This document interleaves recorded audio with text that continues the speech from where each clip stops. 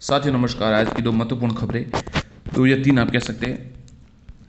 देखिए, एक तो खबर है कि रीट सरकार ने कोर्ट में कहा जांच लंबित कुछ लोगों के लिए परीक्षा रद्द नहीं हो सकती। साथियों, सरकार ने पुल स्पष्ट कर दिया है पूरी तरह से कि परीक्षा रद्द नहीं की जा सकती है।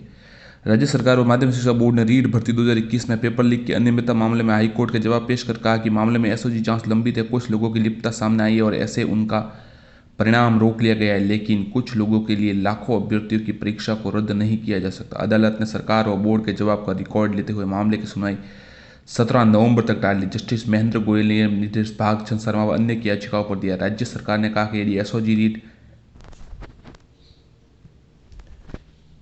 के पेपर को लीक मानेगी तो उसका निर्णय किया जाएगा।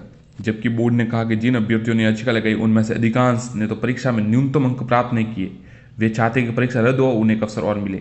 दरअसल याचिकाओं में कहा गया है रीट शुरू होने से पहले अनधिकृत लोगों के पास पेपर आए गए थे। पेपर लीक के कारण कुछ अफसरों को निलंबित किया। तो साथियों, सरकार ने साफ कहा दिया है कि एसओजी जांच हो रही है और परीक्षा रद्द नहीं हो सकती।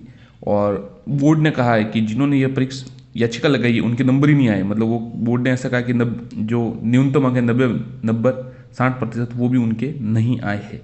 तो इसलिए उन्होंने याचिका लगाई है ताकि उन्हें मौका मिल सके। दूसरी महत्वपूर्ण खबर, सरकार समय पर नहीं कर पाई शिक्षक भर्ती। 50,000 पद, बड़े पद तो मिले राहत। पदों की संख्या में बढ़ोतरी की मांग के पीछे बेरोजगार को यह तर्क।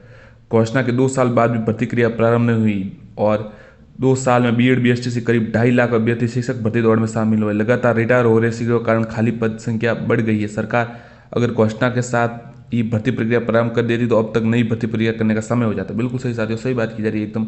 2 साल हो गए और खाली पद, रिक्त पद भी हो रहे हैं। और अगर उस समय कर देते तो अब तो दूसरी भर्ती हो जाती। भूपेन्द्र यादव जी ने भी बात उठाई। बेरोजगार लंबे समय भर्ती प्रक्रिया शुरू होने की मांग कर रहे थे। शिक्षक बनने का उनका अरमान अभी भी अधूरा है। सरकार को चाहिए कि 50,000 पदों पर भर्ती की जाए। तो साथियों, यही मांग की जा रही है कि 50,000 पदों पर भर्ती की जाए। और ट्विटर पर ट्रेंड भी कर रहा है, आज सब न्यूज में भी आ रहा है। और यही उम्मीद है कि सरकार पदों में बढ़ोतरी करेगी और ये सभी अपनी स्तर पर अब इसके लिए प्रयास जारी रखें और सरकार तक अपनी बात पहुंचाए ताकि पदों में वृद्धि हो और सभी के लिए ये फायदेमंद होगा और लाभदायक होगा।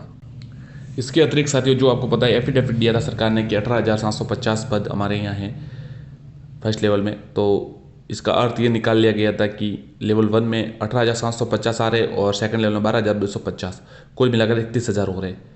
परंतु इतने पद नहीं आ रहे साथियों। ये वर्गीकरण नहीं था कि इतने आएंगे, ये सिर्फ सरकार ने बताया था कि हमारे यहाँ प्रारंभिक शिक्षा में इतने पोस्ट खाली है फर्स्ट लेवल के और हमारे यहाँ जो पास हुए हैं अभ्यर्थी लेवल 1 में वो पर्याप्त है बीएसटी से।